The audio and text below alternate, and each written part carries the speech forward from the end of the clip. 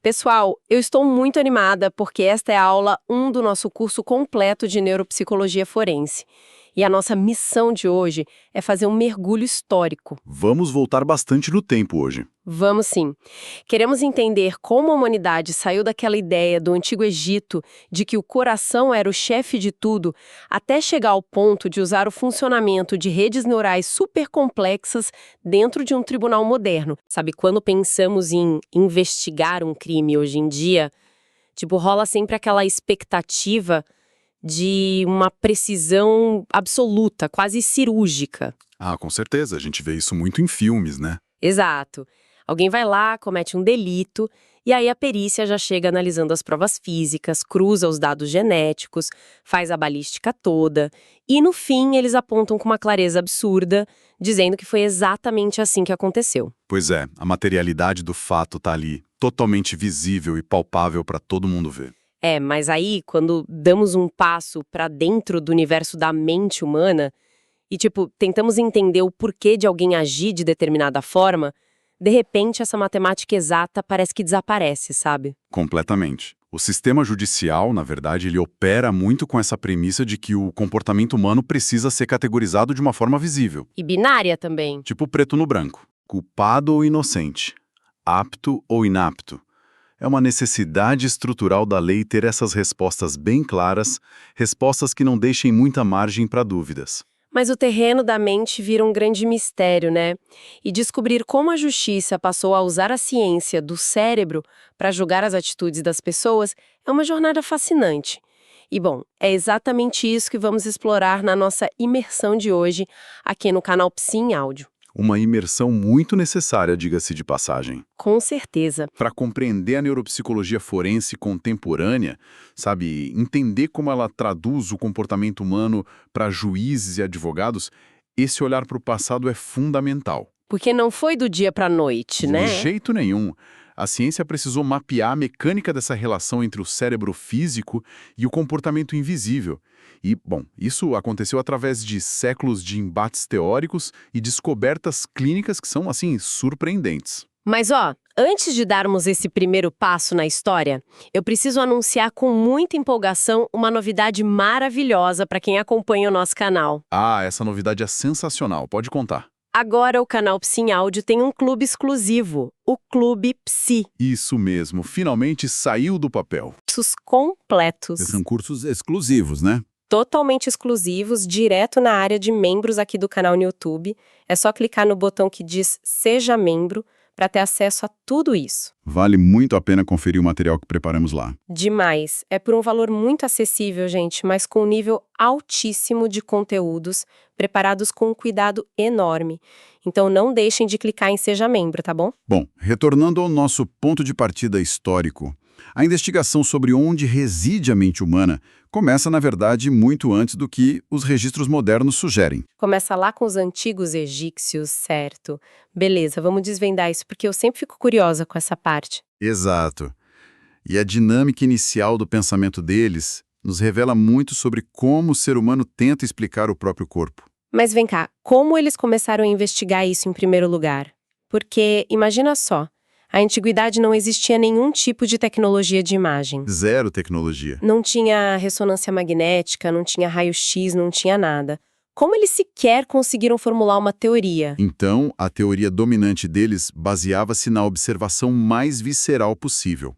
Os egípcios acreditavam fervorosamente que o coração e o diafragma eram os grandes centros vitais. Sério? O diafragma também? Sim, o diafragma e o coração seriam a verdadeira sede da mente e das emoções.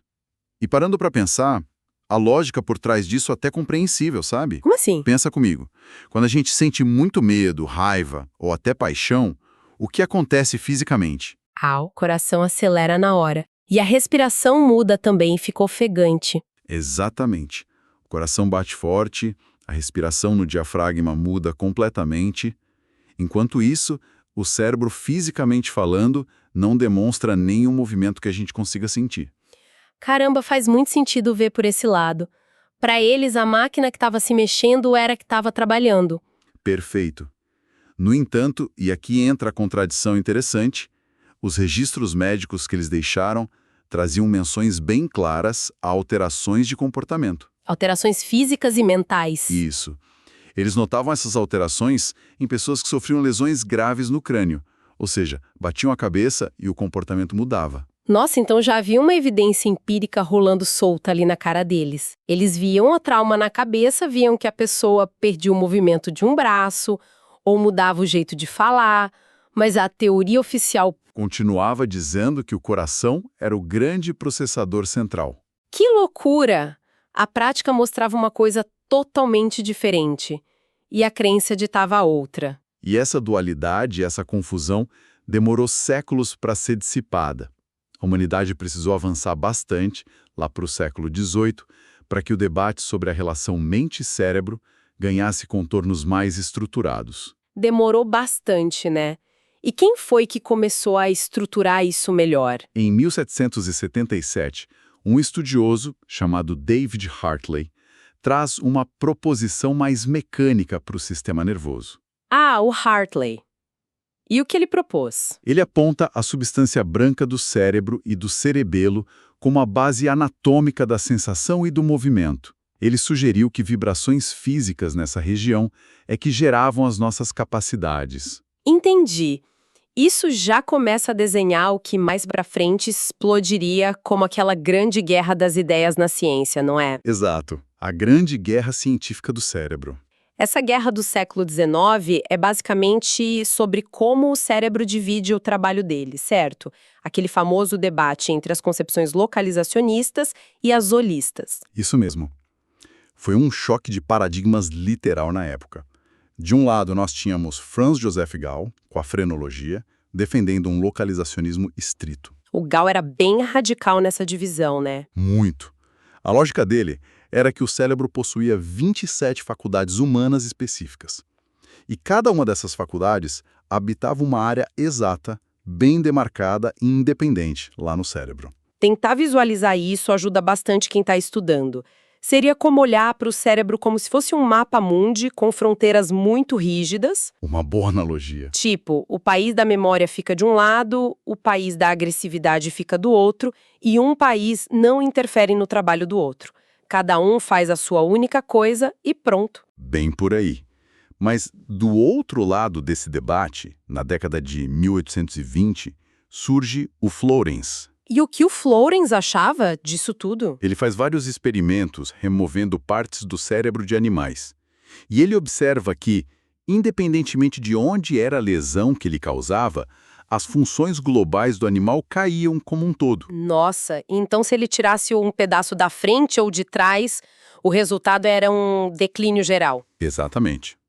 Então ele contradiz o Gall frontalmente. Para o Floorens, o cérebro funcionava como um todo indivisível. Nenhuma parte trabalhava sozinha. Era o holismo ou associacionismo. Peraí, então se o Floorens dizia que não existia esse mapa rígido do Gall, a visão dele seria mais parecida com uma sopa. Uma sopa? Como assim? É, tipo uma sopa, onde os ingredientes da agressividade, da memória, da fala, estão todos misturados num caldo só, funcionando tudo ao mesmo tempo. Ah, sim, entendi. É uma forma bem didática de ver. Mas olha, eu fico na dúvida sobre quem estava realmente com a razão nessa história. Nenhum dos dois estava 100% certo, não é? Nenhum dos dois. A observação do Floorens de que o cérebro atua em conjunto faz sentido, claro. Mas a do Gall sobre funções específicas também parece lógica, pensando no que a gente sabe hoje em dia. Sim. A resolução desse impasse não deu a vitória a nenhum dos dois extremos. E o que é fascinante aqui é que a resposta veio através da observação clínica de déficits muito peculiares em pacientes reais. Ah, agora chegamos na parte dos casos médicos. Conta mais. Na metade do século XIX, o médico Paul Broca descreve um paciente que sofreu uma lesão bem específica na região frontal do hemisfério esquerdo. E o que acontecia com esse paciente? Esse paciente conseguia compreender perfeitamente o que as pessoas diziam para ele, mas a produção motora das palavras estava completamente destruída. Ele simplesmente não conseguia articular a fala. Mas espera, isso não prova que a teoria do Gall, aquela do mapa rígido, estava certa? Por que você diz isso? Ué, afinal, se a pessoa machuca um lugar específico e perde apenas a fala, mas consegue manter a compreensão intacta, quer dizer que a fala mora naquele país isolado? não é? É o que parece num primeiro momento, sem dúvida. Mas a mecânica do cérebro é bem mais complexa do que isso. Então teve um plot twist aí. Teve. Uma década depois dessa descoberta do Broca, um outro médico, o Carl Wernicke, apresenta pacientes com lesões no terço posterior do giro temporal superior esquerdo. É uma área mais atrás no cérebro. E qual era o sintoma dessa galera? A apresentação clínica é exatamente o oposto do paciente do Broca. O oposto, eles não entendiam nada, mas falavam. Exato. Essas pessoas conseguiam falar fluentemente. A mecânica da articulação dos músculos da boca estava intacta. Mas as frases não faziam sentido algum. Era uma salada de palavras. E elas não compreendiam o que ouviam dos outros. Nossa, que bizarro! O Wernicke encontrou o centro da compreensão da linguagem. A genialidade dele foi perceber que, para a linguagem existir, de fato, como uma função útil, a área da compreensão precisava se conectar com a área da fala. Deixa eu ver se eu peguei. A área da compreensão, lá atrás, precisava processar o significado e depois enviar essa informação para a área de Broca, na frente, para ela executar o movimento da fala. Perfeitamente. Uma precisava da outra para a coisa toda funcionar. Ah, entendi. Então não são países isolados que fazem tudo sozinhos, como o Gall dizia. Não são. E nem uma sopa uniforme onde tudo faz a mesma coisa, como Florence defendia. O cérebro tem estações especializadas, mas a função em si, tipo manter uma conversa com alguém, só acontece quando essas estações se comunicam, certo? Exatamente isso, é uma rede. Aqui é que a coisa fica realmente interessante, sabe? E se o cérebro não é um mapa rígido nem uma sopa, como a gente foi entender o funcionamento real dessa rede? Essa percepção nos transporta diretamente para o século XX, com a chegada de uma figura icônica, Alexander Romanovich Luria. O famoso Luria. Sim, considerado o pai da neuropsicologia moderna. O Luria consolida essa ideia que estamos conversando, definindo que o sistema nervoso central é organizado primariamente em rede. Ou seja, nada de funções complexas morando em um pontinho só. Exato. As funções superiores da mente, tipo planejar o futuro, memorizar um texto complexo para a faculdade, ou ter uma percepção crítica das coisas, elas não são propriedade de um aglomerado celular isolado. Elas são sistemas funcionais complexos. Mas como esses sistemas funcionam na prática mesmo? Porque falar em rede dinâmica, assim, ainda soa um pouco abstrato para quem está começando a estudar. O Luria dividiu o sistema nervoso em 3 unidades funcionais, não foi? Sim, ele fez essa divisão didática. E a mecânica de cada unidade trabalhando junto com as outras é o que garante o funcionamento da mente como um todo. Então vamos detalhar isso. Qual é a primeira? A primeira unidade funcional de Luria fica localizada lá embaixo, no tronco encefálico e na formação reticular. E ela é responsável por regular o tônus cortical e a vigília da pessoa. Vigília, ou seja, manter a pessoa acordada. Basicamente isso.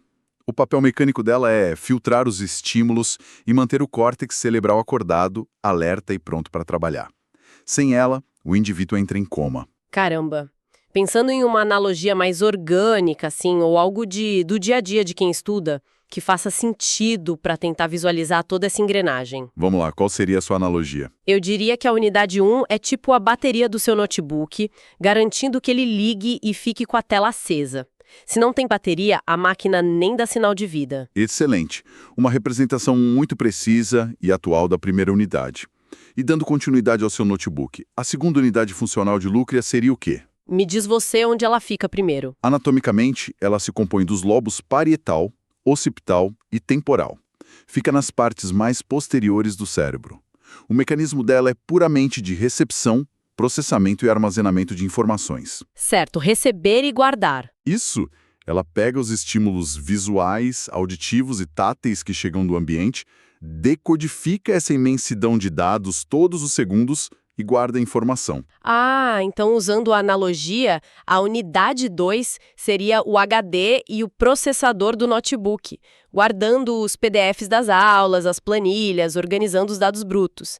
É a parte técnica recebendo a informação e dando forma a ela. Exatamente isso. E quem organiza o que fazer com todos esses PDFs e dados guardados? Essa é a função da terceira unidade funcional, que completa todo o sistema. Ela fica localizada nas partes anteriores do cérebro, principalmente no nosso famoso lobo frontal. E ela é responsável por programar, regular e verificar a atividade mental. Regular é verificar.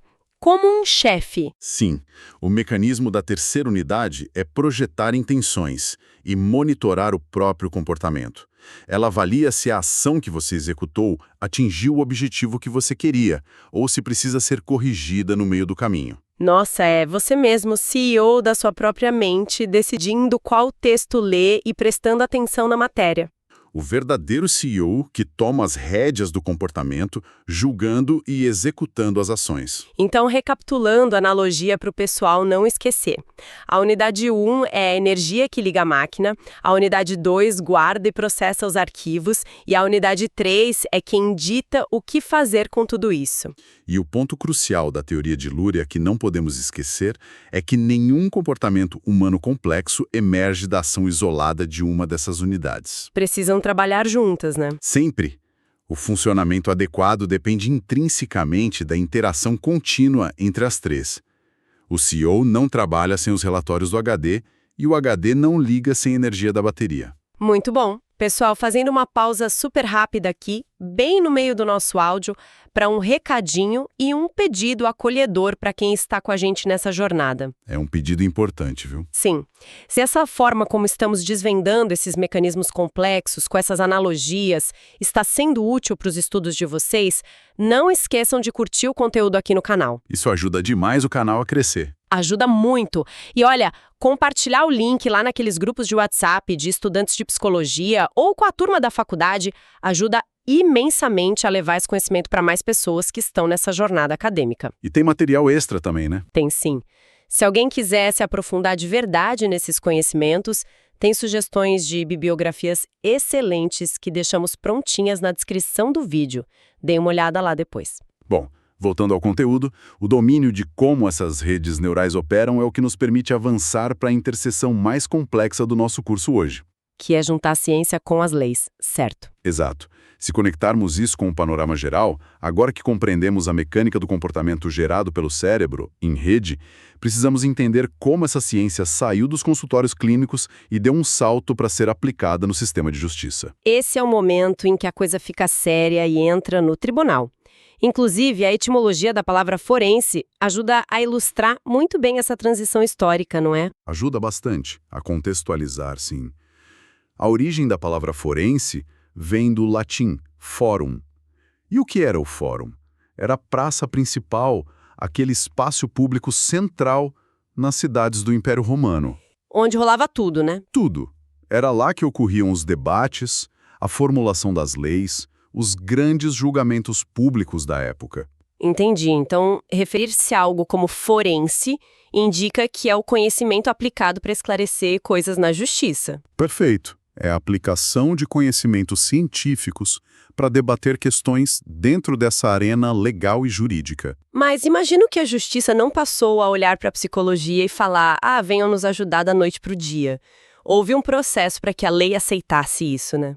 Foi um processo de muita, mas muita resistência. O Hugo Münsterberg, um psicólogo lá do final dos anos 1800, foi um dos grandes precursores. O que ele defendia? Ele argumentava vigorosamente que o sistema de justiça precisava da psicologia aplicada para avaliar os testemunhos e os comportamentos das pessoas. Mas o direito, como sabemos, tem um ritmo próprio. Um ritmo bem mais lento para mudanças, eu diria. Bastante. Para você ter uma ideia, apenas em 2001, a Associação Americana de Psicologia reconheceu oficialmente a psicologia forense como uma especialidade. 2001, nossa, é super recente. Muito recente. O estabelecimento prático e o reconhecimento dessa área demoraram bastante para amadurecer de verdade. Sabe, eu fico pensando na pessoa que trabalha na área, na prática profissional. E qual a grande diferença estrutural entre, estar no consultório fazendo neuropsicologia clínica clássica e ser um profissional da neuropsicologia forense? É uma ótima pergunta. Porque confunde muita gente. Porque, o instrumental é o mesmo, né? Os testes de memória, os testes de atenção são os mesmos. Então, o que tudo isso significa na prática de um profissional? O que muda drasticamente é o objetivo central da avaliação. E, por consequência, o pacto ético e técnico que você tem com a pessoa avaliada. Como assim pacto ético? Na clínica, a mecânica é orientada puramente pelo cuidado. O objetivo é ajudar o paciente, investigar e descobrir a disfunção para poder tratar, aliviar o sofrimento, propor uma reabilitação. O paciente te procura porque quer melhorar de algo. Exatamente. Já na neuropsicologia forense, a engrenagem vira do avesso. O profissional não está ali para curar ou tratar ninguém. O objetivo é descobrir a verdade dos fatos sobre a ótica do funcionamento cerebral, para responder a uma questão legal de um juiz ou advogado. Nossa, a relação muda muito então. O cliente não é a pessoa sentada na sua frente. Não. O cliente é uma terceira parte. É a justiça ou o Estado. Caramba. Deixa eu tentar elaborar uma analogia aqui para ver se eu entendi a diferença de posturas. Na clínica, o neuropsicólogo é como um médico ali tentando curar a dor do paciente, com muito acolhimento. Certo. Mas na forense, ele é tipo um auditor da Receita Federal analisando documentos para o Estado. A empatia com a pessoa, obviamente, existe, ele é humano, mas o foco dele é puramente a precisão dos fatos para entregar a justiça. Ele não vai consertar o problema da pessoa. É uma analogia forte e muito precisa. Isso levanta uma questão importante sobre como laudos periciais e quesitos jurídicos guiam toda essa prática forense, focando no que a justiça realmente quer saber. E o que a justiça quer saber do cérebro, afinal? A questão central da forense geralmente é: uma disfunção X afeta a capacidade de entendimento e a autodeterminação da pessoa no momento de um ato. Autodeterminação, quer dizer o livre-arbítrio da pessoa. Saber se o CEO da terceira unidade do Lúria estava funcionando direitinho na hora de um crime. Precisamente. A imputabilidade penal exige saber se, no momento do crime, a pessoa tinha a capacidade cognitiva intacta de entender que aquilo era errado. E mais do que isso, se ela possuía integridade nas funções executivas para frear o próprio impulso. Então, se uma lesão na região frontal impede esse freio de mão inibitório, a responsabilização criminal dessa pessoa muda totalmente para a justiça. Muda totalmente. E isso não é só no criminal. Na área civil, eles pedem para avaliar a incapacidade civil. Tipo, um idoso com demência ainda tem capacidade para gerenciar as próprias contas ou alterar um testamento? O peso disso é gigante. O conhecimento sobre as unidades funcionais de Lúria deixa de ser só teoria e passa a decidir a vida real das pessoas. Exato. Decidir se a pessoa vai presa ou se vai para um hospital de custódia. Que responsabilidade. Pessoal, para consolidarmos tudo que construímos nessa aula incrível até aqui, vamos recapitular a nossa jornada de forma bem didática. Vamos fazer esse apanhado. A gente começou lá no Egito, vendo que a humanidade achava que o coração mandava em tudo, mas já via as lesões no crânio alterando o comportamento. E então passamos pelos debates fervorosos do século XIX, com o Gall e sua ideia rígida de localizacionismo contra a visão holística do Florence. E aí vimos que a resposta estava no meio do caminho, com a visão de rede do Lúria. O nosso cérebro como sistemas que se comunicam. E, finalmente, entendemos como essa ciência do cérebro em rede é aplicada hoje nos tribunais de forma bem investigativa e pericial, totalmente diferente daquela postura clínica de cuidado. Perfeito. Gente, eu convido de forma muito calorosa todo mundo que está escutando a seguir o canal Psi em Áudio para não perder as nossas próximas aulas e os futuros áudios sobre psicologia. Tem muito conteúdo bom vindo por aí. Muito. E reforço o convite, cliquem em Seja Membro e venham para o nosso Clube Psi para ter acesso a cursos completos que vão transformar o estudo de vocês. E, para encerrar nossa aula de hoje, eu queria deixar um pensamento provocativo, uma reflexão profunda para quem está estudando ponderar. Manda ver o que você pensou. Nós vimos que os conceitos saíram de ideias rígidas de localizacionismo lá atrás para redes cerebrais altamente dinâmicas que conhecemos hoje. Sim, o cérebro mudando o tempo todo. Exato. Pensando que a neuropsicologia forense é um campo em constante e rápida evolução, como será que as futuras descobertas sobre a neuroplasticidade... Que é a capacidade do cérebro de se reescrever fisicamente. Isso. como essas descobertas vão desafiar os conceitos engessados do direito sobre o que realmente significa ter intenção ou responsabilidade sobre um crime. Nossa, porque a lei é estática, né? E o cérebro não. Fica aí o questionamento para pensarem. Até a próxima aula.